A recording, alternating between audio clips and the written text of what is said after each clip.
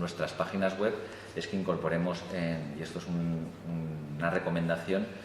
que incorporemos dentro del aviso legal de nuestra página web todos los datos que demuestren que esta página web somos los autores y quien goza de esa autoría. O sea, que pongamos todos los datos que permitan identificar al propietario de ese sitio web. Es necesario hacer mención también a la figura de las entidades de gestión para regular los derechos de autor, puesto que si bien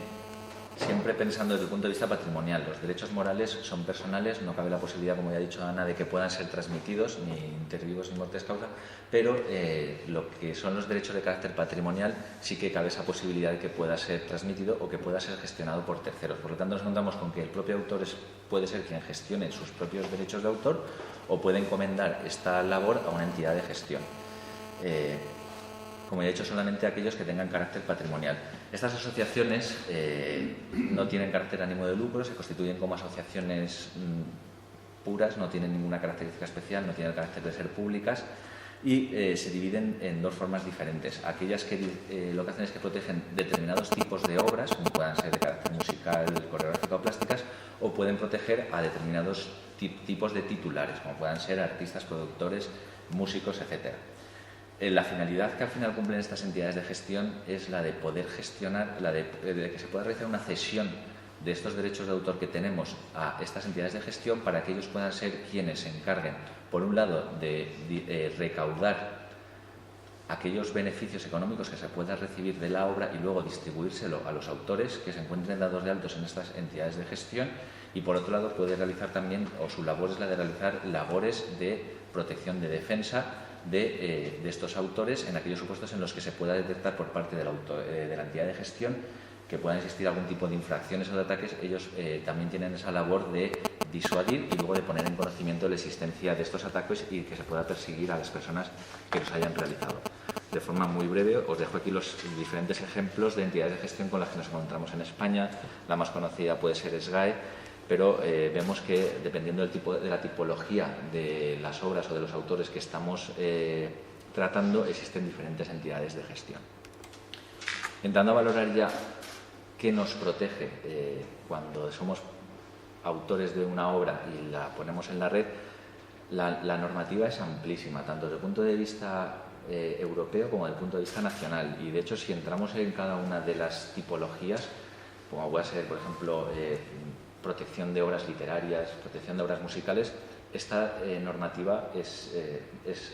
vastísima y es imposible que podamos aquí abarcarla o hacer una mención a la misma.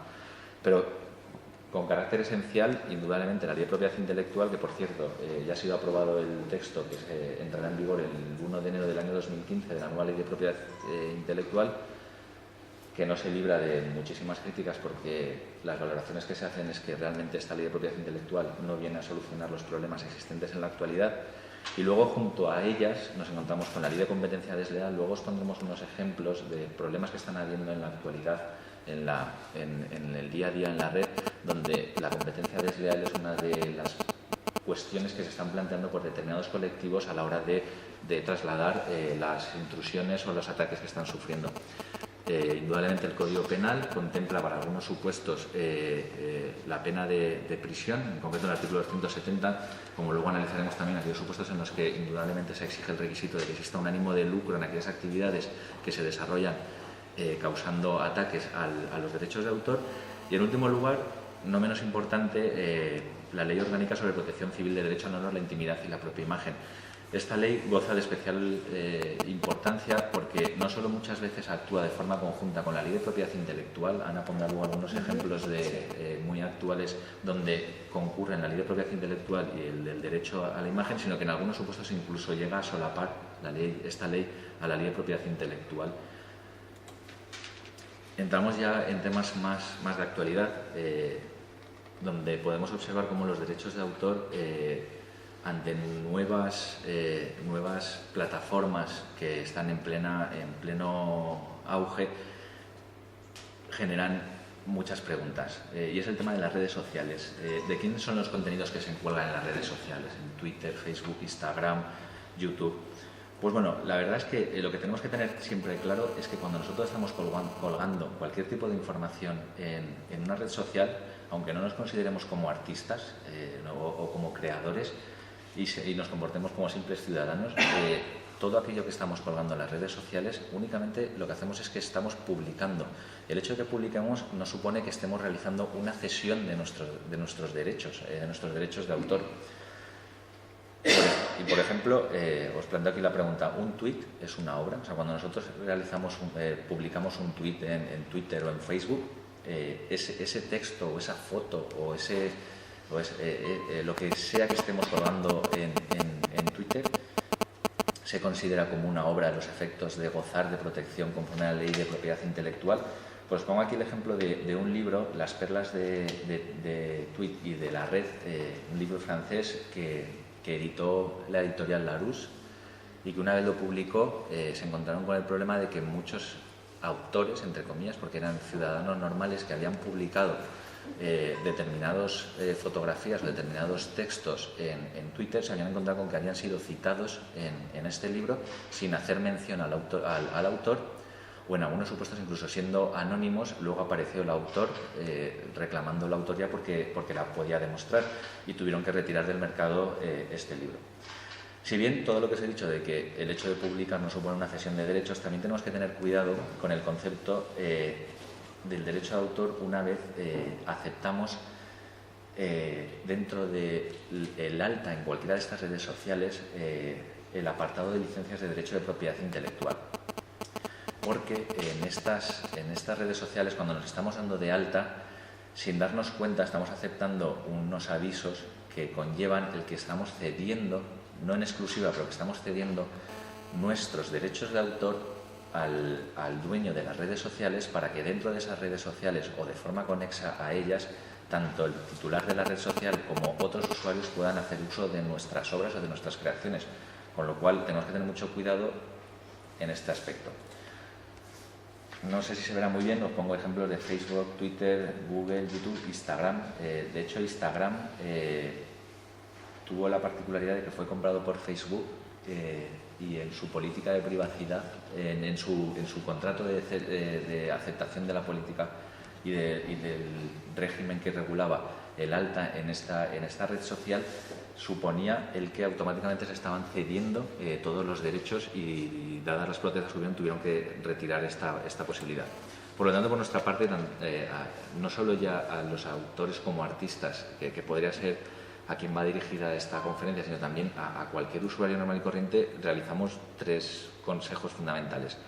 Uno, que tengamos claro que debemos de leer las condiciones de uso de estas redes sociales cuando nos damos de alta, porque lo que estamos haciendo es firmar un contrato.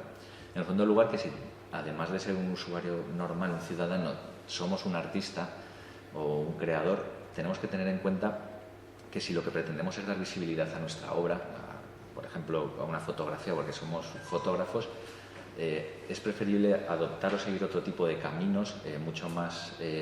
menos problemáticos, como puede ser si somos dueños de un blog o de una página web, el que cuando hagamos referencia en el tweet o en el Facebook a nuestra obra, lo que hagamos es colgar el enlace que nos redireccione a nuestra web, que eso va a hacer que garanticemos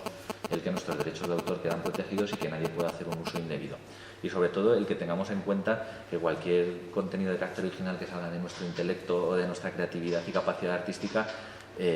no pensemos que no le va a interesar a nadie más allá de nuestros amigos, sino que muchas veces, sin darnos cuenta, a lo mejor estamos jugando una fotografía que goza de una originalidad que a otras personas les pueda llamar la atención y que puedan hacer un uso indebido de esa fotografía porque la puedan colgar y luego hacer uso de ella en otros lugares. Antes de darle la palabra a Ana, queríamos hacer mención a un hecho que se produce este mes de noviembre. Ha sido una idea de determinados artistas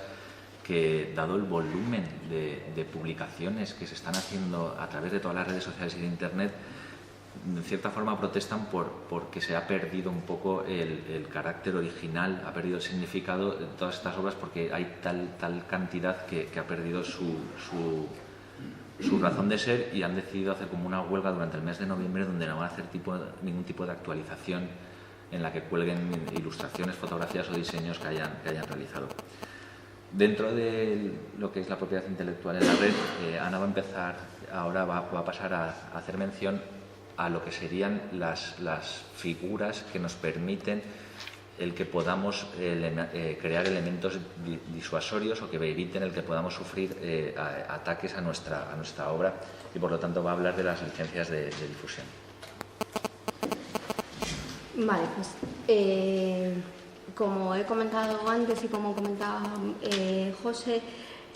los derechos de autor, y en este caso vamos a tratar sobre todo el tema de los derechos patrimoniales, nacen en el momento de la creación de la obra y pertenecen en exclusiva al autor de la obra. ¿Vale? No es necesario que se encuentre registrada ni siquiera que utilicemos un símbolo como es el conocido copyright, ¿no? Nos pertenecen desde su creación. Entonces, ¿cuál es la finalidad de las licencias de difusión que van a acompañar a nuestras obras? Pues es la de dar a conocer a los terceros qué decide el autor liberar, qué derechos quiere proteger y qué derechos quiere liberar que sean cedidos a terceros sin necesidad de firmar un contrato individual con cada uno de ellos. Estas licencias de difusión y estos símbolos o códigos que vamos a ver ahora sustituyen a los contratos individuales que firmaríamos con un editor, por ejemplo. Si vendiéramos un libro o con una galería de arte, si fuera a explotar la venta de nuestra obra. Como he comentado, el copyright, que es exactamente igual que decir derechos de autor, es el símbolo que conocemos. Acompañando a nuestra obra de este símbolo, estamos protegiendo absolutamente todos los derechos de autor. No permitimos que ningún tercero pueda hacer uso de la obra en ningún sentido. Entonces, limitar el uso de la obra es un poco contradictorio cuando estamos publicando en Internet o cuando queremos que la difusión sea grande, porque aunque simplemente sea el hecho de compartir, de coger una foto de esa obra o parte de un texto, si no especifico exactamente cuál es mi intención, estoy limitando absolutamente todas esas actuaciones. Hay artistas que hoy en día no existirían si no hubiesen publicado sus obras de manera libre inicialmente, ¿no? Pablo Alborán no sería quien es si sus canciones inicialmente no hubiesen estado colgadas en una red con acceso a absolutamente todo el mundo que las quiso ver y reproducir tantas veces como quiso. Entonces, ¿qué podemos hacer en Internet para que nuestros derechos de autor no estén completamente limitados ni todos protegidos y que las terceras personas que quieran hacer uso de nuestra obra y que nosotros así queramos que lo hagan no se sientan cohibidos porque piensen que en cualquier momento va a aparecer el autor propietario de esos derechos y me va a reclamar una indemnización por hacer un uso indebido de su creación? Entonces, por eso nace el concepto de copyleft, que se refiere precisamente a esa libertad de copia. Yo publico una obra, cualquiera que sea su naturaleza, en una red y permito que los demás hagan copias. Pero claro, el copyleft en bruto es liberar absolutamente todos los derechos. Estamos perdiendo el control de la obra, y no implica pues que todo sea gratis y que cualquier cosa valga. Yo quiero dar difusión a mi obra, quiero que la gente la utilice, quiero que la gente la disfrute, pero tampoco quiero perder, pues a lo mejor, los determinados derechos patrimoniales, ¿no? La venta la quiero seguir controlando yo o no quiero que me la transformen ni que hagan obras derivadas de ella. Entonces, son iniciativas de terceros, privados, porque no existe una regulación legal al respecto. Y entonces nacen iniciativas tipo licencia Creative Commons, que es muy habitual, es una plataforma nacida en Estados Unidos, que se inventa una serie de símbolos, 4 símbolos que combinados entre sí lo que están es pues lo que os comentaba, ¿no? Dando a conocer a los terceros que en la red ven una obra, que si la pueden coger, si la pueden copiar o la pueden utilizar de alguna forma sin que después vayan a tener un problema y vayan a tener que hayan incurrido en un ilícito civil que pueda dar lugar a indemnizaciones. Entonces, bueno, estos son los símbolos Creative Commons, son bastante conocidos, se están utilizando y al final, Bueno, esta plataforma lo que pide es que los símbolos pues, que no se modifiquen. El código y lo que significa cada uno de ellos está preestablecido. La personita es que siempre me reconozcan como autor de la obra, aunque la utilicen y se la lleven a su página web, por ejemplo, una fotografía, que no se haga un uso comercial de la obra, que no se hagan obras derivadas, sino quiero que la transformen, y que si la vuelves a compartir la obra, pues que la compartas con estas mismas condiciones. En su página web, en su plataforma, tienen un sistema muy fácil, simplemente son 4 o 5 preguntas las que tienes que contestar. ¿Qué es lo que quiero hacer con mi obra? Editan el botón, pegas el botón y además cuando te lo pegas en la obra y cuando le das al botón además te sale perfectamente explicada cuáles son las condiciones en las que has publicado esa obra.